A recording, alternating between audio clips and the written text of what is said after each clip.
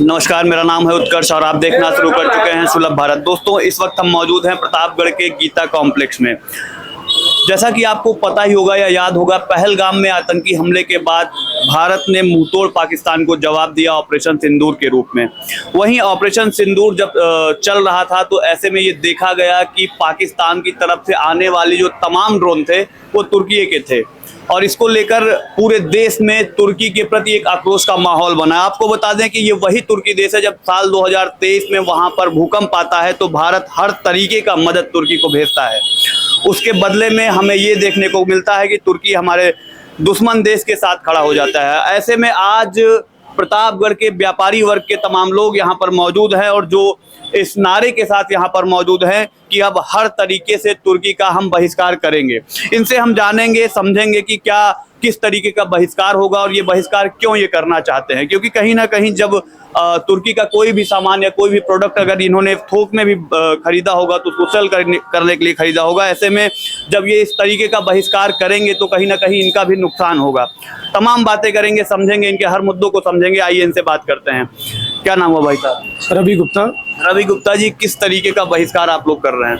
देखिए, जिस प्रकार से पहलगाम में जो वहाँ के हमारे 28 नागरिकों पर हमला हुआ, उनकी मौत हुई और उसके बाद जब भारत की सरकार ने, भारत की सेना ने जब ऑपरेशन सिंदूर चलाया और पाकिस्तान में जो आतंकी कैंप है उसको नेस्ता नाबूद करने का काम किया, तो कहीं ना कहीं टर्की जैसे देशों ने, जिसकी हम लोगों ने बहुत मदद की, जिसकी भारत ने बहुत मदद की, लेकिन वो ऐसे देश हैं जो गद्दार देश, जो हमारे शत्रुओं का जो मदद करते हैं, उन्होंने जो वहाँ पे ड्रोन अपना उपलब्ध कराया, मुहैया कराया। चूँकि पाकिस्तान एक कंगाल देश है, भिखमंगा देश है, उसके पास अपना कुछ है नहीं, तो कहीं ना कहीं टर्की जैसे देशों ने उसकी मदद की और हम लोग ऐसे में अब टर्की के जो सामान है उसका बहिष्कार करने का प्रयास कर रहे हैं, लोगों को जागरूक कर रहे हैं।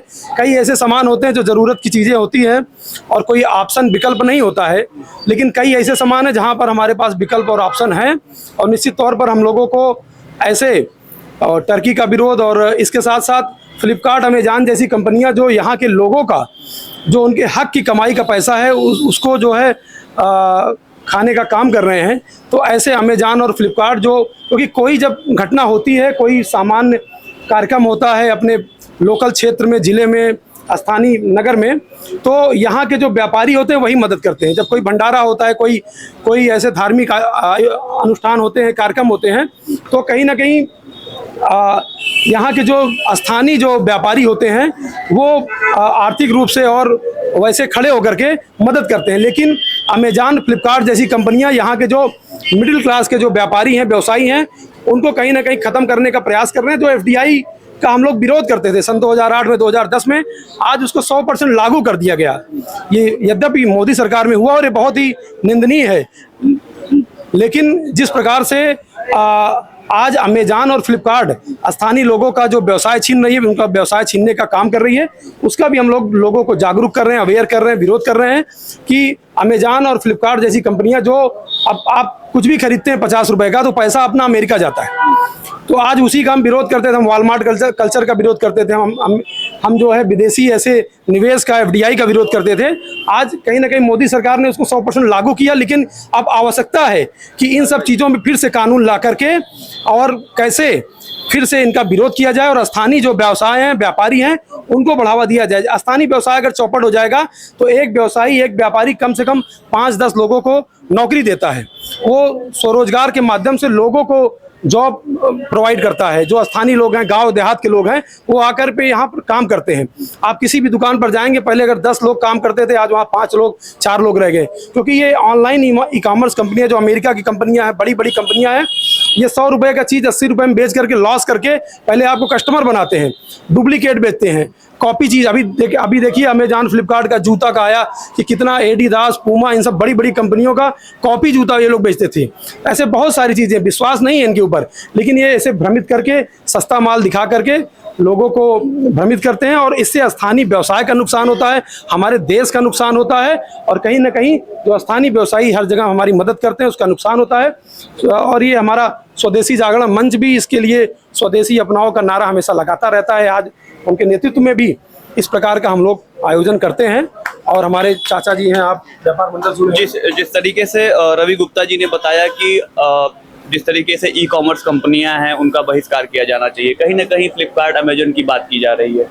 ये देखा जाता है कि बीते 10 सालों में इन कंपनियों ने आम लोगों के जीवन को सरल बनाने में बड़ा योगदान दिया है। चीज़ों को घर बैठे मंगा लेना, ये सारी चीज़ें बड़ी सरलता से हो जाया करती थी। अगर इसका बहिष्कार किया गया तो इसका ऑप्शन क्या होगा?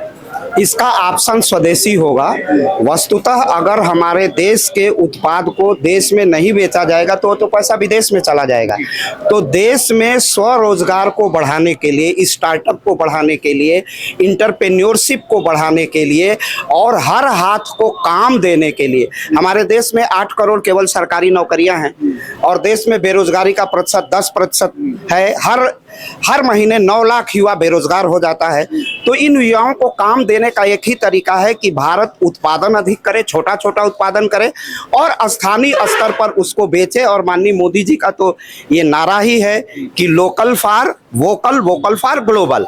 तो हम जब स्थानीयता को आवाज देंगे, अमेजन और फ्लिपकार्ट का सामान हम खरीदेंगे तो पैसा अमेरिका जाएगा, लेकिन अब अगर रेहड़ी वाले से, ठेले वाले से, अपने छोटे दुकानदार से खरीदेंगे तो वो पैसा देश में रहेगा, तो देश का विकास होगा।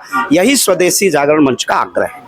जिस तरीके से आप लोगों ने कहा कि हम तुर्की का सामान जो भी होगा उसका बहिष्कार करेंगे, कहीं ना कहीं ये देखा जाता है कि तमाम रोजमर्रा की चीज़ें भी एक दूसरे देश से आती जाती रहती हैं। ऐसे में तुर्की से भी तमाम चीज़ें आती हैं और जो छोटे दुकानदार थोक में खरीदते हैं और उसको सेल करते हैं। अगर इस तरीके की बातें आप लोग द्वारा की जाती है कि हम पूर्णतः बहिष्कार करेंगे तो कहीं ना कहीं उन दुकानदारों का नुकसान भी तो होगा। हाँ, बिल्कुल दुकानदारों के नुकसान की संभावना होगी, लेकिन जो तुर्की के जो आय को हम बढ़ा रहे हैं, भारत का पर्यटक करीब 4.5 लाख पर्यटक प्रत्येक वर्ष जाता है, तो तुर्की के आय में 32% की वृद्धि होती है। अगर उनके सामान का हम बाइकाट करेंगे, उनका ज्यादा सामान है जैतून का तेल, जैतून, मावा, ड्राई फ्रूट्स, अगर उसको हम हरस करेंगे, हम भारत का मावा क्यों नहीं खा सकते हैं, भारत का ड्राई फ्रूट्स क्यों खाएंगे जबकि वो सस्ता है और विदेश वाला महंगा है। तो हम अपने देश में पैसा अपने छोटे व्यवसायी को, अपने उत्पादक को दें, बाहर का ना दें। यही विरोध का हमारा तार्किक तरीका है। जिस तरीके से बात की गई प्रधानमंत्री मोदी की बात की सर ने, उन्होंने कहा कि लोकल फॉर वोकल का नारा देते हैं और कहीं ना कहीं ये चीज़ें बढ़ावा दिया जाना चाहिए। लेकिन आप व्यापार वर्ग से जुड़े हुए हैं, व्यापार मंडल से जुड़े हुए हैं, कहीं ना कहीं इसी सरकार द्वारा लाया गया GST और भी तमाम ऐसी योजनाओं ने व्यापारियों के कमर तोड़ने का काम किया। क्या आप इससे सहमत हैं? देखिए, GST आने के साथ GST में कुछ कमियां हैं जिसका हम लोग हमेशा विरोध कर रहे हैं। जब GST लाई गई तो ये कहा गया कि ये एक ही टैक्स पूरे देश में होगा, लेकिन हम ये देख रहे हैं कि GST हर चीज, जैसे हम एक कार लेने जाते हैं तब हम GST देते हैं, कार रोड पर आती है हम रोड टैक्स देते हैं तब भी GST देते हैं। मतलब हम जितनी चीजें प्रक्रिया करते हैं, चाहे बीमा कराते हैं चाहे जो कराते हैं, सब में GST का प्रावधान है और GST देते हैं। तो ये गलत है। जब एक बार कार शोरूम से निकले उसी पर GST ले लेना चाहिए और चीजों पर GST का प्रावधान नहीं लगाना चाहिए। तो आप लोगों ने जैसे कि ये कहा कि हम स्वदेशी को बढ़ावा देंगे जी, और स्वदेशी चीजों को बढ़ावा दिया जाना भी चाहिए, ये सही बात है। आप लोगों के मुद्दे बिल्कुल सही हैं, लेकिन ये योजनात्मक कैसे इसको क्रियान्वित करेंगे, सर जमीन पर इसको कैसे उतारा जाएगा? क्योंकि जिस तरीके के टैक्सेस, जिस तरीके के GST, तमाम ऐसी चीजें हैं, उनके द्वारा जो छोटे लघु उद्योग हैं वो कहीं ना कहीं धराशायी हो चले हैं। मैं आपको बताना चाहूंगा, आप ही एक छोटी सी मिसाल ले लीजिए। गन्ने का जूस का ठेला बिक रहा है, उस पर कोई GST नहीं है। आदमी जाता है 10 रुपए देता है, शुद्ध गन्ने का जूस पीता है और उससे शरीर का कोई नुकसान नहीं है। आप कोल्ड ड्रिंक पीते हैं, ये सारा पैसा विदेशों में जाता है। तो एक तरीके से आप एक छोटी सी चीज देख लीजिए। और गन्ना के जूस अगर हम पियेंगे गर्मी के समय में, हमको फायदा करेगा, तो ये पैसा किसानों के पास जाएगा, किसानों की आमद बढ़ेगी, तो निश्चित रूप से हमारे देश का पैसा मूवमेंट में हमारे देशवासियों को लाभप्रद होगा। तो हमारा अपना यही सोचना है कि यहाँ की बनी चीजें हम इस्तेमाल करेंगे। जैसे आप पुराने जमाने में देखिए कि लोग मोटी चीजें खाया करते थे, मोटा अनाज खाया करते थे, रोग से दूर थे। आज हम जब से विदेशी डिब्बा बंद चीजें खाना शुरू की हैं हम रोग के पास चले गए हैं। हजारों हजार करोड़ रुपया हमारा मेडिकल में जा रहा है। यदि हम स्वदेशी चीजों को अपनाना शुरू कर दें, सत्तू खाना शुरू कर दें या अन्य चीजें अपने यूज में लाना शुरू कर दें, तो ये पैसा तो हमारे किसानों का है और ये किसानों की जेब में जाएगा। इस पे कोई ना जीएसटी है ना इस पे कोई टैक्स है। तो हम मेडिकल से भी काफी दूर रहेंगे, दवाओं से भी काफी दूर रहेंगे और हमारी सेहत पे भी इसका प्रतिकूल असर पड़ेगा। तो हम लोगों का अपना कहना कि हमारे देश को तरक्की करने के लिए, हर काम को रोजगार देने के लिए, वो किसान हो, मजदूर हो, व्यापारी हो या कोई भी वर्ग हो, हम उनकी बनी हुई चीजों को इस्तेमाल करेंगे तो हम जीएसटी भी नहीं देंगे और इसके बाद जो है हमारा ये पैसा हमारे ही देश में रहेगा और सभी को लाभ होगा और इससे हम बेरोजगारी से दूर होंगे। जिस तरीके से आपने तमाम चीजें बताई, आप स्वदेशी मंच आप लोग चला रहे हैं जिसके तहत ये सारी चीजें कर रहे हैं, तो क्या रोड मैप है, कैसे इसको लागू करेंगे, कैसे आपका ये संगठन जो है इसको कैसे जमीन पर उतारेगा, कैसे इसको आंदोलित करेगा और कैसे लोगों के बीच ले जाएगा? क्योंकि एक बड़ा चैलेंज है। मैंने अभी सर से भी बात की कि तमाम दुकानदार हैं जिनके नुकसान भी होंगे, कैसे वो आपको एक्सेप्ट करेंगे, उनके सामने आप क्या प्लान रखेंगे? देखिए, जब ये कंपनियां यहाँ पर नहीं थी तो क्या यहाँ व्यापार नहीं होता था? व्यापार होता था ना, सब कुछ होता था और सब कुछ यहीं के लोग लिया भी करते थे, तब वो ज्यादा सेहतमंद थे। आज जब से ये कंपनियां आई हैं, इसमें केमिकल मिला होता, जो डिब्बाबंद चीजें हम खा रहे हैं वो हमारी सेहत के साथ खिलवाड़ कर रही है और जब सेहत के साथ खिलवाड़ होता तो हम अपने देश का पूरा पैसा मेडिकल में दे रहे हैं। एक गोली 20 रुपए, 17 रुपए, 15 रुपए की है, क्या 2 ग्राम की गोली 17 रुपए, 20 रुपए का? हम शुगर में, आज हम शुगर के मरीज क्यों हैं या 70% जनता शुगर की मरीज क्यों है? उसका कारण यह है कि जो आपने एक बात कही कि लोग घर पे बैठे हैं, सामान मंगा ले रहे हैं, उनको बाजार नहीं आना पड़ा, तो ये मेडिकल के लिए अनफिट बात है। यदि हम बाजार आएंगे, पैदल चलेंगे, दुकानों में घूमेंगे, बात करेंगे तो निश्चित रूप से हमारे शरीर को भी लाभ होगा। अगर घर बैठकर हम ये करेंगे और डब्बा बंद सामान हम खाएंगे तो निश्चित रूप से हमारी सेहत के साथ खिलवाड़ हो रहा है। और आज आप देश में देखें कि 70% जनता का पैसा मेडिकल में जा रहा है, तो इससे हम बचेंगे। हम मार्केट में निकलेंगे तो पैदल चलेंगे, इससे हमारी सेहत को जो है फायदा होगा। आप युवा हैं और आपने जो बातें बताई, जिस तरीके से कि लोग बाजार में आएंगे, दुकानों पे जाएंगे, भ्रमण करेंगे, ये सारी चीजें, लेकिन कहीं ना कहीं आधुनिकता की भी बातें की जाती हैं। आज भाग दौड़ भरी जिंदगी लोगों की, इसमें समय सबके पास कम है और आप युवा हैं, एक युवा के रूप में आप इसको बेहतर समझते भी होंगे। चीजों को सरल बनाना आधुनिकता का ही काम है और आधुनिक समाज में ही ये चीजें सरल होती गई। जिस तरीके से बाजार अब घर पर आ गया, तो इसको लेकर आप क्या सोचते हैं कि अगर ये कंपनियां दूर होती हैं, कंपनियों का विरोध होता है और ये कंपनियां बाहर जाती हैं, तो इसका क्या प्रभाव देश पर पड़ेगा? देखिए, जैसा कि हम लोगों ने पहले ही डिस्कस किया यहाँ पर कि हमारे यहाँ पर जो निजी क्षेत्र है और सरकारी क्षेत्र, इन दोनों को मिला के हमारे यहाँ नौकरियाँ टोटल 8 करोड़ है। हमें ये ध्यान देना है कि सभी को नौकरी नहीं दी जा सकती है, सभी लोग नौकरी नहीं कर सकते हैं। इसीलिए स्वदेशी जागरण मंच स्थानीय स्तर पर ये प्रयास कर रहा है कि लोग अपने उद्यम शुरू करें, अपना कोई ना कोई स्टार्टअप शुरू करें और कुछ काम ऐसा करें जिससे वो जॉब प्रोवाइडर बने, ना कि जॉब सीकर बने। इसके साथ साथ अगर अभी आप देखें तो बहुत सारे युवा इस समय काम कर रहे हैं जो नए नए तकनीक पर वो एंड्रॉयड एप्लीकेशन बना रहे हैं, कुछ एप्लीकेशन के माध्यम से वो ई कॉमर्स में भी उतार रहे हैं। हम ई कॉमर्स के विरोध में नहीं हैं, हम ई कॉमर्स भारतीय के पक्ष में है कि भारतीय ई कॉमर्स हो। हम ना अमेरिका, ना चाइना, विदेश के किसी भी, जैसे अभी आपने सभी ने बताया आपको कि जब तुर्की में एक भूकंप आया तो हमारे यहाँ से कितनी भारी मात्रा में राहत सामग्री भेजी गई, लेकिन वो एहसान फरामोश तुर्की, उसने आज क्या किया कि आज हमारे ही पर्यटकों पर, जबकि हमारे यहाँ से जो पर्यटक जाते हैं वो भारी मात्रा में वहाँ पे उनको अर्थव्यवस्था मजबूत करते हैं, फिर भी उसने एक बार भी इसकी चिंता नहीं की कि ये लोग हमारे यहाँ आते हैं, हमको सहयोग करते हैं। उन्होंने एहसान फरामोशी दिखाते हुए अपने जो भी रक्षा के संसाधन हैं, उन्हें हथियारों को वहाँ पर पाकिस्तान को दिया और वो उसका नुकसान हमारे कहीं ना कहीं हमारे लिए बहुत नुकसान तो नहीं हुआ, लेकिन हमारे लिए थोड़ा सा एक चुनौती तो बनी। तो हम अपने विरोधियों को, हम अपने जो दुश्मन के तरीके पेश आ रहे हैं, हम उनकी सहायता क्यों करें? तो हम अपने युवाओं को ही तैयार कर रहे हैं कि वो यहीं पर करें, जो भी चीजें हैं सारे समाधान युवा समाधान देता है। तो हम चाहते हैं युवाओं को एक बेहतर प्लेटफॉर्म दें जहां से वो समाधान लेकर आए। रवि जी, आखिरी सवाल हम आपसे लेंगे और आपसे यही पूछना चाहेंगे कि जिस तरीके से स्वदेशी जागरण मंच ये है और अभी इन्होंने बताया हमको कि ये युवाओं को स्वावलंबी या स्वरोजगार की तरफ बढ़ने के लिए प्रेरित कर रहा है। तो ये जो स्वदेशी जागरण मंच है, ये किस तरीके से युवाओं को स्वरोजगार के लिए मदद करेगा? क्या रोड मैप है आपकी? सबसे बड़ी चीज़ ये है कि जैसे पहले जो है प्रत्येक आप दुकान पे देखिए जिनका स्ट्रेंथ था कि जिनके यहाँ 10 स्टाफ थे, 10 लोगों को उन्होंने रोज़गार दिया था। आज अमेरिका की कंपनी और चाइना की ऐसे ऑनलाइन कंपनियों के कारण वहाँ पर 2 लोग 3 लोग रह गए हैं, तो 7 लोगों का वहाँ पर रोज़गार छीना।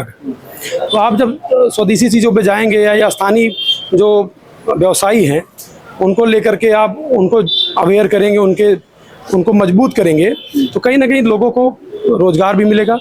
और जो लोकल जो छोटे व्यापारी हैं वो स्टार्टअप नहीं पैदा कर पा रहे हैं। क्यों नहीं कर पा रहे हैं? उसका कारण है कि अब कोई भी, अब अमेज़न है तो फ्लिपकार्ट है, हर साल वो दिखाता है कि इतना 1000 करोड़ का नुकसान हुआ।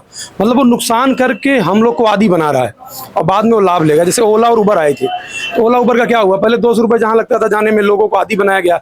जोमेटो स्विगी आया, तो उसी हिसाब से लोगों को एक बार आदी बना दो, उसके बाद उसका रेट हाई कर दो। तो आज उसके कारण नुकसान ये है कि लोगों का जो व्यापारी, जब स्थानीय व्यापारियों का नुकसान होगा तो लोगों को रोज़गार कम मिलेगा, रोजगार के अवसर कम होंगे। और जब अमेरिका से बैठ के सारा सब डिजिटल माध्यम से हो जा रहा है तो रोजगार छीन जाएगा ना।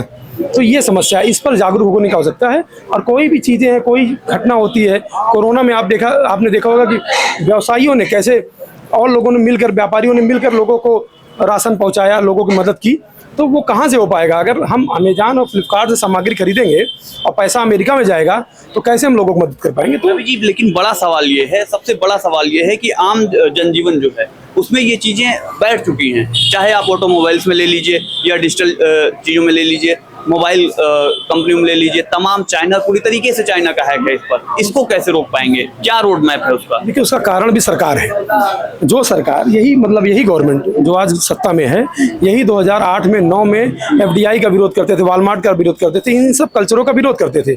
और इन्होंने 2015 में 16 में एफडीआई 100% लागू कर दी। तो ये कुछ चीज़ें इन्होंने बहुत गलत की है, और जिसके कारण व्यवसायी आंख बंद करके इसी एक पार्टी को वोट देता है। लेकिन आप उनका पूरा का पूरा रोजगार छीन ले रहे हैं। आज ऐसी एक भयावह स्थिति है कि 2026, 27, 28 में आप देखेंगे, आज के 2-3 साल बाद, कि लोगों के दुकानें बंद हो जाएंगी। लोग मतलब अपना दुकान नहीं चला पाएंगे। इन ऑनलाइन अमेरिका जैसी जो बड़ी बड़ी अमेरिका कंपनियां हैं, ये लोग जो आके यहाँ पर लोगों का रेट तोड़ रहे हैं, लोगों की चीज़ें तोड़ रहे हैं, कॉपी चीज़ें, डुप्लीकेट चीज़ें बेच रहे हैं। तो इस कारण से, और ये बहुत बड़ा डैमेज है, मतलब ये इतना बड़ा डैमेज है कि आप सोचिए कि ये जैसे एक ब्रिटिश ने यहाँ पर आकर के व्यापार किया, उसके बाद हमारे ऊपर शासन किया, आज वही स्थिति कमोबेश बनती चली जा रही है कि ये विदेशी कंपनियां हमको आदी कर दे रही हैं। जैसे आप कर रहे हैं कि वो अब मजबूर हो गए हैं, मतलब आदत लग गई है, वो व्यवहारिकता में एक आ गया है कि वो उठ करके आराम से अमेज़न से ऑर्डर कर ले रहे हैं। लेकिन ये कमोबेश आगे चल करके वो वही जो ब्रिटिश हुकूमत जिस प्रकार से आई थी, ईस्ट इंडिया कंपनी जैसे यहाँ पर व्यवसाय करके और यहाँ पर हमारे ऊपर हुकूमत की थी, तो वो एक कहीं ना कहीं भयावह स्थिति आगे चलकर होने वाली है। और स्थानीय व्यवसायी अगर विरोध नहीं करेंगे इसका, देखिए जो गलत चीज़ है उसका विरोध करना चाहिए।